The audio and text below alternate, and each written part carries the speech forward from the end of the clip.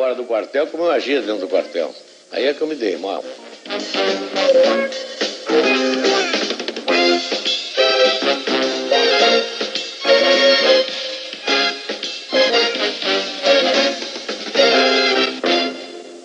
No início de agosto do ano passado, quando o presidente teve a primeira crise séria de dores nas costas e foi internado num hospital aqui de Brasília, eu tentei visitá-lo como amigo, mas fui barrado como jornalista.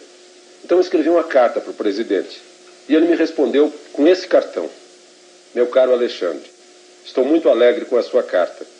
Venha me visitar como amigo e não tenha receio de se portar como jornalista.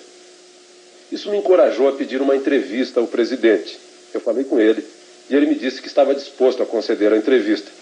Mas isso já faz mais ou menos 6 meses.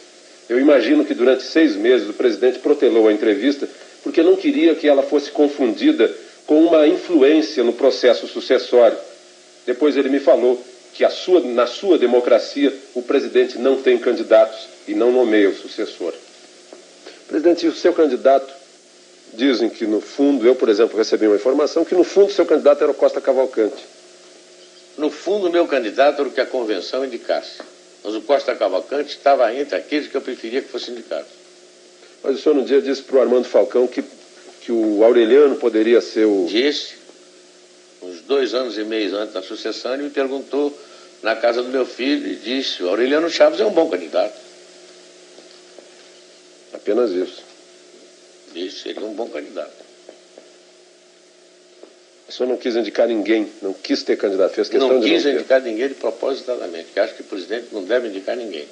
Mas interpretaram esse seu cruzar de braços diante dos candidatos como que o candidato seria o senhor. Que o senhor seria candidato o senhor mesmo, que o senhor queria reeleição, ou prorrogação, ou mandato tampão. Eu estava muito satisfeito com a presidência da República. Eu desde o começo dizia que não gostava do poder, então diziam, um presidente que não gosta do poder não pode ser presidente. Se eu tivesse dito que gostava do poder, ele é um ambicioso. Mas o fato é que eu não gostava mesmo. E o Maluf, presidente, também. Outra pergunta que fica no ar, que o senhor não teria se importado com a derrota dele, em primeiro lugar. O senhor... Não é que eu não teria me importado com a derrota dele, eu me importei com a derrota do candidato do meu partido. Como era casualmente ele, eu me importei, eu preferia que não... Mas o senhor já disse uma vez, o Maluf não faz meu gênero. Não faz meu gênero. Com muita gente do meu governo também não faz meu gênero. Eu já votei muita gente que não faz meu gênero. Eu tenho muitos candidatos que absolutamente não eram do meu gênero, mas eram do meu partido. Por exemplo, o senhor tinha um candidato que era seu colega de farda, o Lotte? Fazia meu gênero. Eu não votei nele. Votou no que não fazia seu gênero. Se eu pudesse, teria votado nele. Estava muito mais identificado com o que eu aprendi no Exército com meu pai do que com o que os outros diziam. Quer dizer, conclusão, Maluf não fazia seu gênero, mas o senhor o apoiou até o fim como candidato ao seu partido. Candidato ao partido. Quando quiseram que eu indicasse um candidato, eu não indico porque não é do temperamento. E mesmo que fosse o meu temperamento, eu não indico porque me tiraram o AI-5. Aliás, eu explicar se eu me tirou o AI-5. Mas eu indiquei. O senhor indicou porque tinha o AI-5. Me dá o AI-5, talvez eu indique. Se o senhor tivesse o AI-5, o senhor faria isso? Não. Se o senhor tivesse o AI-5, o que o senhor faria com ele?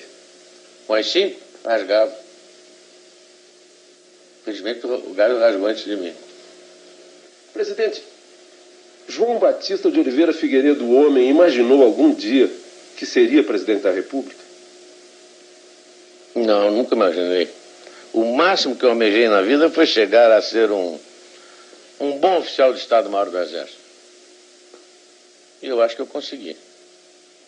Mas presidência da República nunca me passou pela cabeça. Como é que o senhor soube que seria presidente? Diziam assim que o senhor já sabia muito antes. Foi mesmo no dia que se fala, no dia 27 de dezembro? Foi no dia 27 de dezembro de 1978, na Granja do IP, quando o presidente Geisel me chamou para me comunicar que se tinha fixado no meu nome. E eu, nessa oportunidade, eu disse para ele que eu não seria tão cretino a ponto de dizer a ele que estava sendo surpreendido, porque já mesmo os jornais iam falando no meu nome. E que, portanto, eu estava preparado para um dia ter que responder aquela pergunta. E já que ele estava fazendo aquela pergunta, eu perguntei para ele se era uma ordem ou se era um convite. Ele disse, não, estou lhe consultando. Então, não, eu não quero. Mas por que não quer? Porque eu me conheço. O senhor não me conhece bem. O senhor serve comigo, mas nós nunca tivemos um contato tão íntimo a ponto do senhor dizer possa me conhecer bem. Eu me conheço e sei que não sirvo para isso. O meu temperamento e os meus...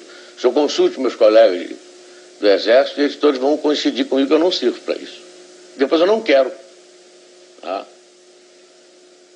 Ele tornou a insistir e eu pedi a ele 24 horas para ele pensar. No dia seguinte ele voltou para mim, conversamos, e ele disse, não tem jeito, vai ser você mesmo. E o vice foi o senhor que indicou?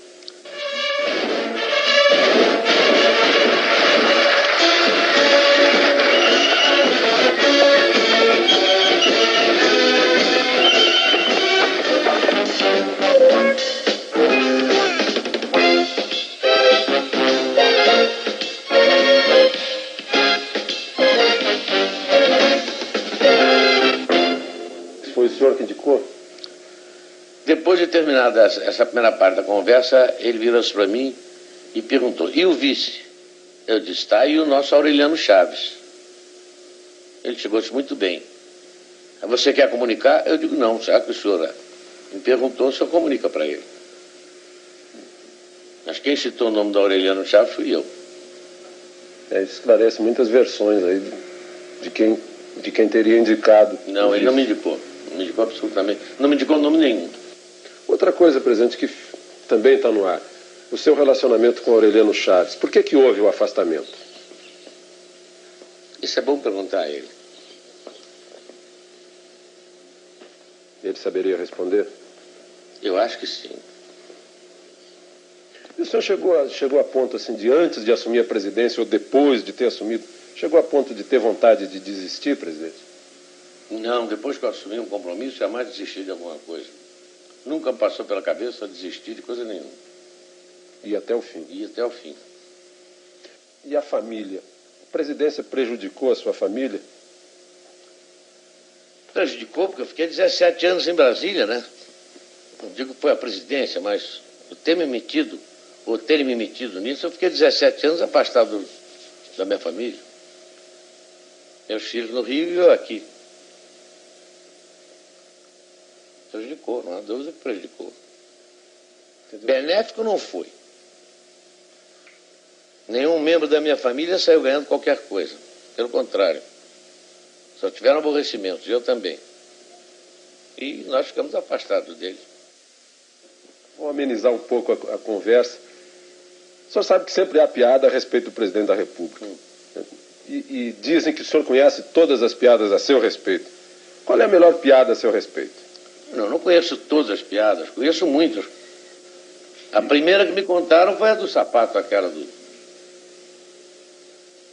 Geisel, né? O presidente Geisel, antes de me escolher, foi com um companheiro, mas você vai escolher o Figueiredo? O Figueiredo tem um temperamento meio doido, o Figueiredo é meio maluco. Por que você não se fixa num outro elemento? E que o Geisel, então, aconselhado por esse companheiro, teria consultado um psicanalista. Faz uma experiência, vai lá e diz ao psicanalista que quer ver as reações, como é que um presidente entra e sai do poder. Faz uma experiência com o senhor e depois faz uma com o Figueiredo. E o Geisel aceitou. E chegou lá e o psicanalista perguntou para ele, presidente, qual é o objeto que normalmente é quadrado, mas pode ser redondo, pode ter 4 pés, pode ser 6, serve para a gente se reunir em torno, para fazer refeições ou para conversar. Enfim, tem uma porção de utilidades, não sei o quê. Ele pensou, ele disse, uma mesa. Ele disse, muito bem, isso está perfeitamente. E qual é o objeto que todo mundo usa? Geralmente, para não andar com o pé no chão, todo mundo usa. E o Geisel, naquela precisão dele, de gostar das coisas precisas, perguntou se tinha cadarço ou não tinha cadarço. Sim. Não pode ter cadarço ou pode não ter cadastro. Então ele disse que é sapato. Ele sabe muito bem, o senhor está perfeitamente bem depois de 5 anos de governo. Aí quando eu entrei me fizeram essa pergunta. O Gás me contou.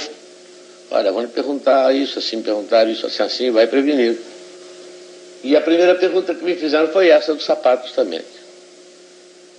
E eu então perguntei, tem cadastro? O camarada disse, não pode ter cadastro e não tem cadastro. Então eu disse, então é um mocassim. Se não tem cadastro, é um mocassim.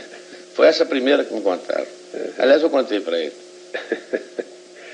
Mas o que eu achei mais graça é que diziam que desde o começo que eu não cumpria nada do que estava prometendo.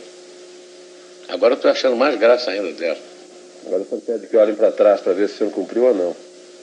É o povo que julga se eu cumpri ou não. Eu tenho a consciência tranquila de que cumpri. O senhor entrou no mundo político, o senhor saiu do quartel e entrou no mundo político. Isso foi um choque para o senhor? Foi porque eu pensei que eu pudesse agir fora do quartel como eu agia dentro do quartel. Aí é que eu me dei mal. A massa era completamente diferente. A gente com quem eu ia lidar era completamente diferente. O tipo de reação... No quartel só se falava em cumprir dever, em bandeira, defender o Estado, viva a pátria. Era o dia inteiro isso. E aqui fora só havia interesse particular. A última coisa que eu ouvia falar era em Brasil. A ponto de eu perguntar uma vez a um determinado político, e o Brasil? Essa hora, presidente.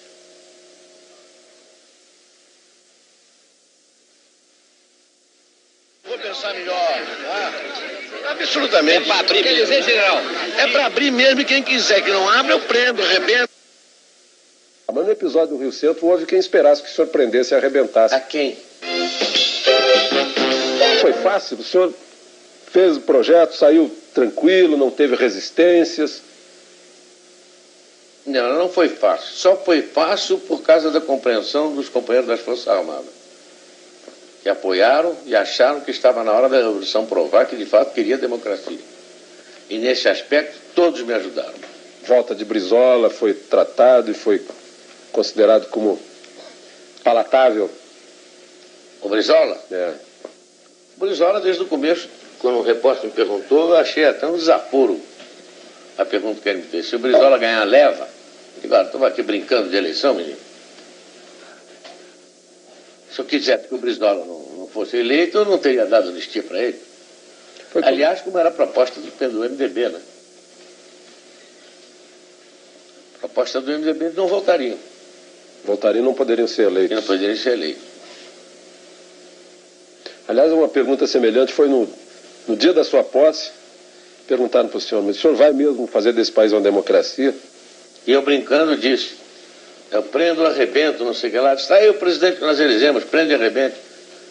Mas o senhor disse prendo e arrebento, e no episódio do Rio Centro, o senhor, enfim, o senhor fez essa democracia, está aí, chegamos à eleição, o senhor não precisou prender nem arrebentar, mas no episódio do Rio Centro houve quem esperasse que o senhor prendesse e arrebentasse. A quem? Aos autores. Mas quais foram os autores? A justiça me disse quais foram os autores?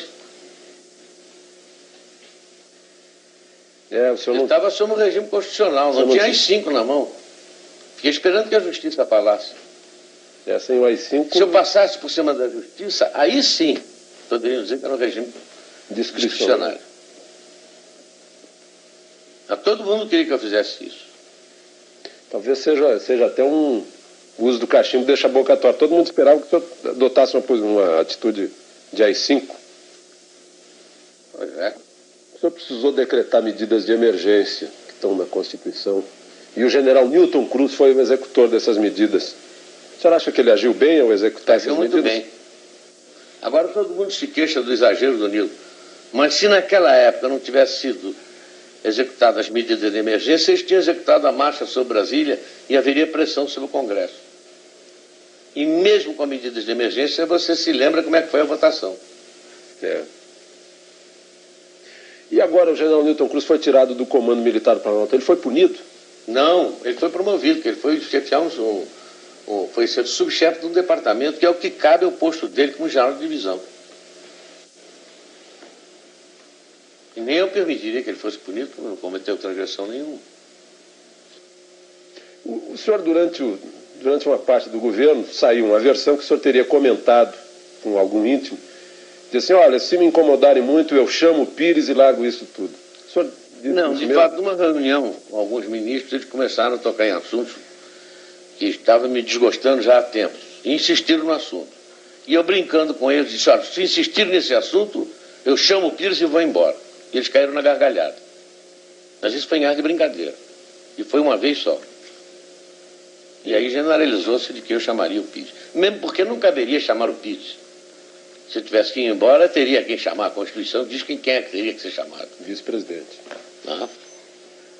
Agora, foi uma brincadeira minha. Presidente, por falar em chamar o Pires, a Veja publicou na outra semana uma versão de que no segundo semestre do ano passado teria estado na iminência de haver um golpe militar. O senhor leu essa versão? O que o senhor acha? Li, depois de me chamar a atenção, e achei muita graça. Porque eu nunca estive na iminência de dar um golpe. Sempre que houve possibilidade de alguma coisa, eu entrei e valeu. Jamais passou pela cabeça do general Pires aquilo. Aquilo ali foi a maior história de ficção que eu já li na minha vida. Tem ali algumas meias-verdades e alguns assuntos que nós possamos ter discutido. Mas na reunião preliminar com os ministros, com os presidenciáveis, eu discuti com os ministros militares. E um dos assuntos foi esse. As hipóteses possíveis. E essa hipótese foi completamente riscada. Eu tenho aí a cópia do documento, eu redigi e todos eles assinaram o documento. Não é absolutamente verdade o que está ali. E a imprensa, presidente? O que o senhor acha do trabalho da imprensa? O trabalho da imprensa no meu governo foi trabalhar contra mim. Contra o meu governo, porque tudo que se saía na imprensa ou saía truncado, ou saía meia-verdade, ou então era inventado. A ponto de um dia eu chamar um determinado editor que foi lá me pedir um determinado dinheiro para a revista dele, para o jornal dele, e eu peguei assim um número e disse assim, olha, só nessa reportagem tem 11 mentiras. 11 mentiras que eu constato que foram comigo. Por exemplo, quando saem versões de conversas aqui de dentro, o senhor se encontra com um político, sai versão de conversa. Algumas vezes os políticos ouvem, estão aqui em casa, ouvem e contam. Tem alguma coisa de verdade. Outras vezes não tem absolutamente verdade nenhuma. Como é que o senhor... Quer dizer, o senhor fica meio sem ter meios de...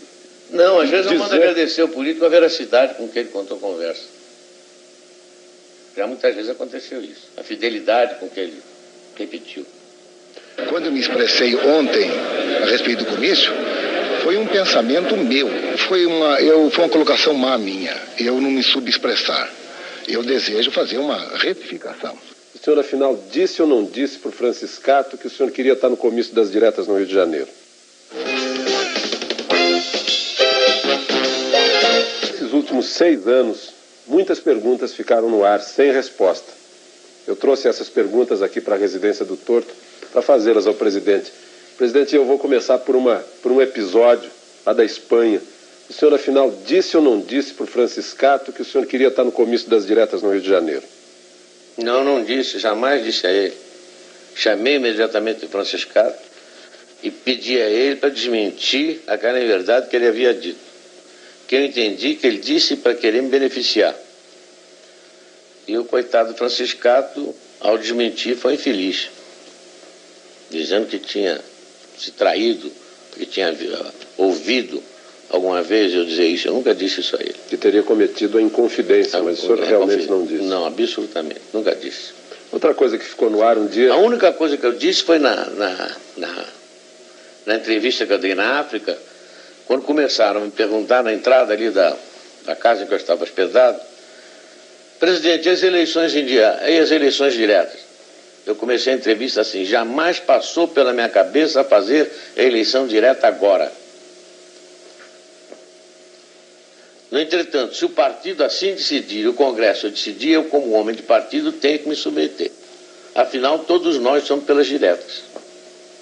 Eles começaram aqui no Brasil, a notícia chegou aqui no Brasil O presidente está de acordo com as diretas. Não está de acordo, mas não para... Mas naquele momento, não. Tanto que o senhor depois propôs para 88. Eu propus para 88. E justamente eu não estava de acordo porque não eram essas regras do jogo. E toda a imprensa brasileira acusava o regime de estar sempre mudando as regras do jogo. Então vamos com elas até o fim.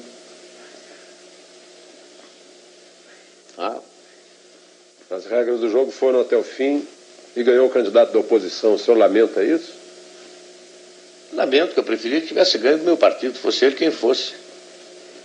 Mas um dia o senhor estava com o candidato do seu partido, e essa é outra pergunta que ficou no ar. O senhor estava com Paulo Maluf no seu gabinete e os fotógrafos contam que ouviram Maluf dizendo: sorria, presidente. E o senhor teria respondido para o Maluf: eu não sorrio, a casa é minha, aqui eu faço a cara que eu quiser. É que eles ouviram mal, então deturparam o que eu disse. De fato, o Maluf perguntou: sorria, presidente. Eu disse: eu não posso sorrir porque a cara é essa que eu tenho e eu não posso mudar. Então confundiram cara com cara. Eu admito que tenha sido isso. E admito que tenha sido um ou dois fotógrafos só que ouviram. Presidente, um episódio lá do início, antes do seu início de governo, aquela versão do cheiro do povo e o cheiro do cavalo. Agora, depois desses 6 anos, eu volto a perguntar para o senhor gosta mais do cheiro do povo ou do cheiro do cavalo? Olha, aquilo só pode ter sido ou uma maldade do jornalista que ouviu o que eu disse, porque ele me fez a pergunta e eu bati no ombro dele, olhei para a cara dele e disse: olha aqui, meu filho, eu gosto mais do cheiro do cavalo, você tem razão. Para não dizer outra coisa que eu devia ter dito. E ele maldosamente compreendeu, mas foi discutir com outro sobre se devia ou não publicar. Mas já que você me fez essa pergunta, seria uma imbecilidade de mim, a toda prova, eu ter dito que gostaria mais do cheiro do cavalo. Mas agora, no momento, eu digo que eu não gosto do cheiro dele. De quem fez a pergunta, não gosto. Como é que o senhor recebia essas críticas? Não, as pessoas que o cercam no palácio nunca sonegaram do senhor as críticas? Não, nunca sonegaram. Até pelo contrário, quando alguns exageravam até nas críticas, o SNI sempre me informou muito bem. E os companheiros também sempre me informaram muito bem. Eu recebia com naturalidade. E às vezes até com uma ponta de ironia. Porque criticando a mim, estavam criticando vários companheiros que estavam do lado de lá e que tiraram vários cursos comigo. Mas alguma crítica que o senhor chegou a verificar para ver se era verdade ou não? O senhor já... Não, as críticas que fizeram, eu tomei todas como coisa de... o meu humorismo, nunca tomei como verdade, porque não eram verdade mesmo. Presidente, o SNI sempre informou bem o senhor, porque o senhor já foi chefe do SNI. Dizem que o SNI fica criando complôs, levando informação do presidente. O senhor acha que sempre houve informação fiel, precisa do SNI para o senhor? O SNI tinha informação tão precisa que quando o ministro vinha tratar do assunto, eu sabia mais do assunto do que ele. E fazia uma pergunta, às vezes, que desmontava todo... Quer dizer, o ministro vinha fazer uma proposta para o senhor sobre energia nuclear, por exemplo, o senhor já estava sabendo de tudo? Eu já tinha recebido uns 15 dias antes um dossiê sobre energia nuclear. O senhor, quando chefe do SNI, corria a versão de que o senhor teria livrado alguns jovens que estavam sendo acusados, o senhor agiu para libertá-los, aconteceu isso? Não, para libertá-los não, para que eles pudessem trabalhar, porque eles estavam fichados na SNI e não tinham culpa nenhuma. E quem fichou por maldade. Alguns tinham alguma culpa, mas não era culpa a ponto de eliminá-los. Alguns até eu empreguei lá mesmo. Qual foi a maior tristeza que o senhor teve nesses 6 anos? Por ter constatado que alguns homens que eu pensava que fosse alguma coisa eram completamente diferentes. O senhor não gostaria de citar o nome desses homens? Não, porque um dicionário era capaz de não caber todos os nomes deles. E a maior alegria, presidente? A maior alegria foi não ter conhecido antes algumas pessoas que eu poderia ter conhecido. Essas o senhor poderia citar? E ter conversado com o presidente Geisel depois de tanto tempo, em que diziam que nós estávamos brigados, em que eu convidei para almoçar e ele veio e conversamos durante 3 horas. Faz um mês isso, mais ou menos? Faz mais tempo. Qual foi o tema da conversa, presidente? Foi a sucessão presidencial. Porque eu senti que ele tinha uma opinião e eu tinha outra. Mas saímos bons amigos. Ele do lado de lá e eu do lado de cá. Continua a relação? Eu espero que sim. Eu não tenho nada contra ele, gosto muito dele. O senhor me contou sobre o Darcy Jardim de Matos. O senhor me falou assim, é desse tipo de homem que eu... Esses são os homens que eu admiro. O senhor o convidou para conspirar antes de 64. Ele disse, eu não entro em conspiração, mas vou estar ao seu lado. Ele e meu irmão Diogo. E foram os dois primeiros que se apresentaram. E nunca conspiraram. Mas é depois... Aí onde eu queria chegar é o seguinte, depois desses 6 anos, eu vejo aí na votação do presidente da República no colégio eleitoral, a primeira vez que seu nome foi lembrado no plenário foi por um ex-caçado, Jorge Carone, que agradeceu ao senhor pela anistia. Como é que o senhor, depois desses 6 anos, como é que o senhor analisa o coração dos homens, as pessoas que o senhor conheceu? Como qualquer homem de bom senso, qualquer homem de bem poderia analisar. O que eu poderia esperar? Eu não poderia esperar isso. E, no entanto, devo isso a ele. O senhor imagina agora que o senhor está passando a faixa para o Tancredo, o que passa no seu pensamento? A declaração de um ortopedista do Rio de Janeiro, dizendo que não gostaria de ser seu médico, porque o senhor é um paciente muito indisciplinado. O senhor causou problemas para o Dr. Newton, presidente? Só o Dr. Newton que pode responder isso, eu não sei. Agora, que ele é um chato, é. Como é que o senhor está hoje, física e espiritualmente? Olha, fisicamente eu não estou muito bem, porque ainda estou com a perna meio boba. Mas espiritualmente estou muito bem. Estou com a consciência tranquila, fiz o que eu achava que poderia ter feito. Não fiz o que eu achava que não deveria ter feito. Acho que estou muito bem e contente que falta pouco tempo.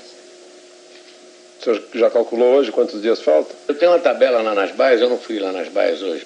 Faltam 8 com 28 de fevereiro, são 36 com 15, 46, 51 dias. O senhor está contando mesmo os dias que faltam? Todo dia vou lá nas baias, quando eu vou lá eu corto. Mas o senhor foi à ONU, o senhor esteve no México.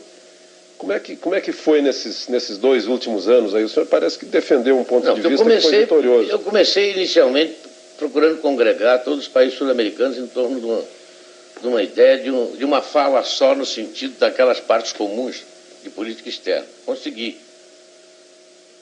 E depois fui à ONU para, vamos dizer, uma fala de alerta. Mas, infelizmente, esse alerta começou a ter resultados agora com a reunião de Cartagena. Quando eu senti que, de fato, os países desenvolvidos começaram a se preocupar. Mas, nesse ponto, o Dr. Tancredo Neves tem razão. Dinheiro se paga com dinheiro. Então, ele tem que arranjar dinheiro para pagar. O senhor sempre pagou a dívida com dinheiro? Sempre paguei dívida com dinheiro. Não paguei com a miséria do povo, não paguei com dinheiro mesmo. Eu espero que ele consiga isso também. Presidente, governo Tancredo Neves, o que o senhor espera do governo Tancredo Neves? Eu não espero do governo dele, eu espero que ele tenha um pouco mais de sorte do que eu tive. E que no final do governo dele o povo faça mais justiça a ele do que fez a mim. Mas agora no final do seu governo até a oposição está fazendo justiça ao senhor. Foi lá no Palácio, o Hélio Garcia, o José Richa, o Iris Rezende estão convidando o senhor para homenagens, comícios. O senhor vai nesses comícios? Não. O senhor não vai mesmo? Nem de lá do cá, nem do lado de lá. Mas fico muito honrado com o convite que eles me fizeram, muito agradecido. Sinal que alguém reconheceu que nem tudo que eu fiz foi ruim, né? O senhor agora, lá no sítio do Dragão, o senhor vai estar tranquilo. Se alguém aparecer lá para falar em política, pedir conselho, pedir que o senhor volte, ser candidato a senador, alguma coisa assim. Eu acho que não vai aparecer ninguém. E se aparecer? Duvido. Eles me conhecem. A partir do dia 15 de março eu não sofro certas restrições que o cargo impõe. Você não precisa se conter. Não preciso me conter. O senhor me contou certas coisas que a gente não pode revelar, que realmente o senhor tinha boas razões para não se conter e se conteve. Tanto que tenho medo de não poder me conter depois do dia 15. No dia que o senhor estiver passando a faixa para o Tancredo, no dia 15 de março, o senhor imagina agora que o senhor está passando a faixa para o Tancredo, o que passa no seu pensamento? Eu tenho pena dele. Tenho uma pena danada dele. Por quê, presidente? Ele vai passar pelo que eu passei. O senhor não acha que ele está com mais opinião pública dando força para ele? Tá com... Esse é que é o perigo, justamente. É que ele está com o apoio da opinião pública, está todo mundo esperançoso que ele possa fazer milagre, mas ele já disse que não vai fazer milagre, porque ele é um homem inteligente e sabe que não pode. Ele esteve aqui conversando com o senhor. Ele jantou comigo aqui uma vez, há uns 2 ou 3 anos atrás, e esteve no Palácio outro dia. Esteve no hospital me visitando. E várias vezes encontrei com ele em solenidade, em Minas, aqui mesmo. Essa passagem de serviço o senhor já abriu, ele já está, de certa forma, sendo ouvido? Já, eu disse a ele que tinha todos os órgãos do governo à disposição. Se ele quisesse, eu mesmo estaria à disposição dele para qualquer coisa. Inclusive nessa questão de fechamento da renegociação da dívida? Não, isso nós não tocamos. Agora, apenas disse a ele que iria ser difícil. Porque se dependesse do governo americano, muito bem. Mas não depende do governo americano, depende dos banqueiros americanos. Presidente, hoje, se o senhor olhar para trás nesses 6 anos, e na hipótese que eu acho que para o senhor seria uma péssima hipótese, se eu tivesse que assumir a presidência da República, que coisas que o senhor fez que não faria? E que coisas que o senhor deixou de fazer que faria? Coisas, fatos? Atos, ações de governo. Alguns fatos aí, alguns atos e fatos, talvez eu não tivesse feito, não deram certo. Outros que eu não fiz, talvez eu tivesse feito, talvez dessem certo. Agora, uma coisa que eu acho que faria, não faria novas relações. Relações Eu pessoais. queria ficar com os amigos que eu já conhecia há 50 anos. Eu fui muito infeliz com as relações novas que eu fiz. Elas o surpreenderam. Desagradavelmente. Teria sido, o senhor me desculpe, teria sido ingenuidade política sua? Ou esperteza política deles, ou as duas coisas. Ou um julgamento demasiado severo a respeito da minha inteligência.